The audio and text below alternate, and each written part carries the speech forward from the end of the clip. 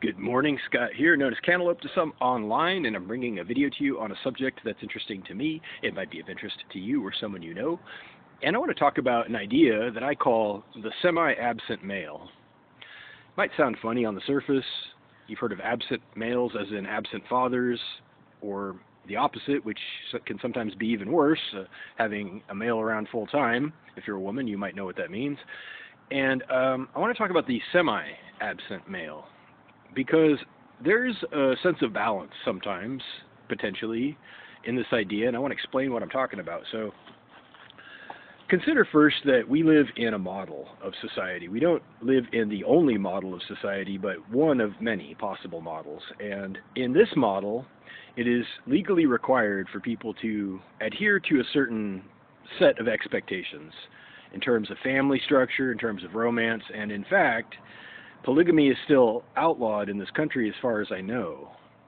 I don't want to plug polygamy in this video, but it is connected to the subject of the semi-absent male, because if there is a better model, and I'm not saying that polygamy is a better model, but if a model other than monogamy, which is what we have, would be more balanced, would result in happier people, happier kids, healthier kids, which hopefully is the goal. We can agree that that's the goal ultimately, happy, healthy people and families.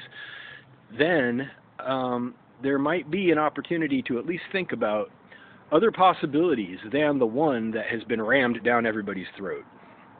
The one that we have been told is the only option on the menu.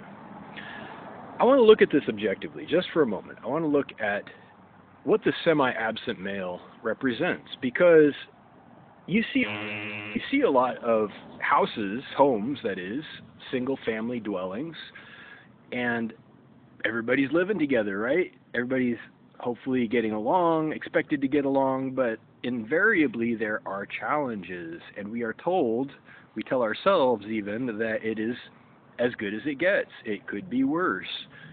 It's just something to adapt to. Life's not fair, people aren't perfect. We have this big, huge book of excuses of why things aren't going smoothly. But what if there is a better way? And I don't mean to be rude. I don't mean to be rude or snarky about this, but there is, in fact, a better way. I'll just get to the point. The point is that men, grown-ass men, are not supposed to be living in a house with tons of women because they're men, including their daughters. Okay, it creates an unsupportable challenge and burden, especially when alcohol is in the mix.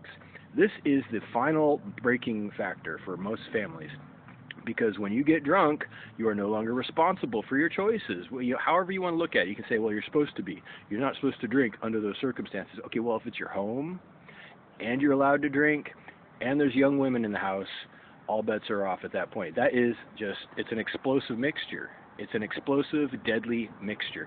So I'm suggesting, again, to get to the point, to keep it brief, that men aren't supposed to necessarily be around all the time. Men are supposed to be elsewhere. They're supposed to be outdoors. They're supposed to be, with other families sometimes, ideally, in nature. They're supposed to have multiple families, many men are. Not every single man. I don't believe there's a one-size-fits-all model for romance, but if you think about it, all of the problems you see with drinking in the house, child abuse, child molestation, would arguably and measurably get a lot better if the men just weren't in the house. It's the vast majority of these crimes are perpetrated by men predictably when they're drinking. We don't acknowledge that as an excuse, but to ignore the fact that alcohol takes away your volition, it takes away your self-control, your inhibition, takes away your impulse control. This is all very important to understand.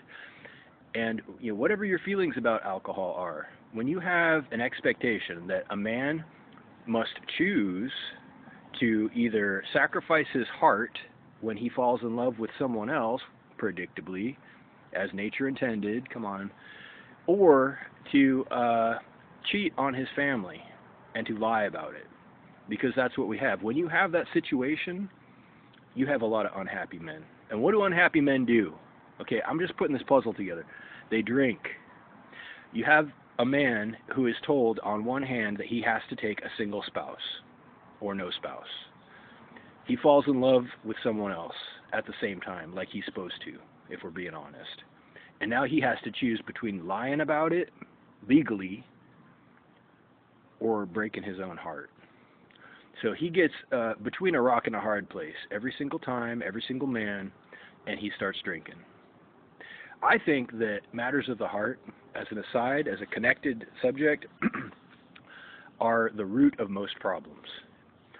They're very hard to prove. They're very hard to pinpoint because they're unmeasurable. Matters of the heart are they're invisible, but I believe they're very real, and they are the impetus for all, maybe not all, but most, the vast majority of dysfunction in the world.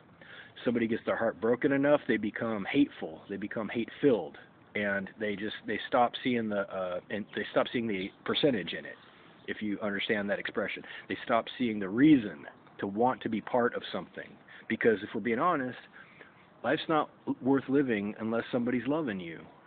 This is a quote from Lana Del Rey. I didn't come up with this one. Life's only worth living if somebody's loving you. And it's very true, okay? So with this in mind, when you put the vice on a man's balls, if you'll forgive the expression, with legal binding towards monogamous relationships with no other options, and that man's heart refuses to negotiate by design because the heart does not negotiate, you create an explosive situation. You create an unsupportable situation where eventually that man, after supporting his family and being forced to either lie about an affair or ignore that affair, chooses to just check out. After on a long enough timeline, he's going to want to just check out. He's going to just say, I'm dipping out of here. I can't take it anymore. I just worked a 12-hour day.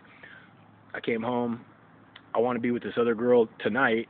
I want to be back here on the weekend or whenever, and I can't do it. I can't. This world does not even let me do the basic things I need to do as a man. So what's he going to do? He's going to pick up his whiskey. Why do you think men drink? Do you ask yourself, why do men indulge in recreational alcohol, marijuana, other substances? It's not just for this reason, of course, but it certainly doesn't help that we are forced to either lie or break our own hearts, and that's what we have. So I'm saying the semi-absent male is a blessing in disguise. Final point. You want to complain about an absent father? Well, what choice did he have? If it's all or nothing, you're going to blame him for trying to have a piece of self-respect, because that's one way to look at it. Let him come on the weekends. Don't force people in general. Reach out with questions or comments to whitehotrobot@gmail.com. Thank you.